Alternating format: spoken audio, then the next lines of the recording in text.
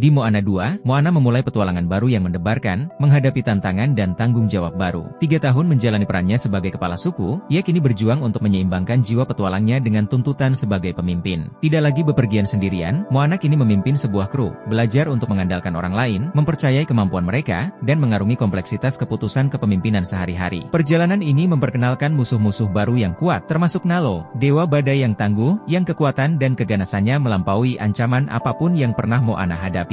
Ia juga bertemu dengan Matangi, sosok misterius yang terkait dengan masa lalu Maui, dikelilingi kelelawar dan bertekad untuk menghancurkan warisan Maui. Dalam babak baru ini, perjalanan Moana tidak hanya menguji kekuatannya secara fisik, tetapi juga secara mental dan emosional. Sambil belajar menyeimbangkan jiwa petualangnya dengan tugasnya sebagai pemimpin, ia menghadapi saat-saat keraguan diri, bertanya-tanya apakah ia benar-benar dapat memenuhi harapan rakyat dan leluhurnya. Pergulatan batin ini menjadi bagian penting dari pertumbuhannya saat ia belajar bahwa menjadi pemimpin bukan hanya soal bertindak, tetapi juga soal mendengarkan dan memahami. Ia menemukan kekuatan dalam persatuan dan pentingnya mempercayai orang-orang di sekitarnya, terutama ketika beban tanggung jawab semakin berat dengan setiap rintangan baru. Perjalanan Moana juga memperdalam hubungannya dengan warisan budaya dan dunia alam di sekitarnya. Let's do this!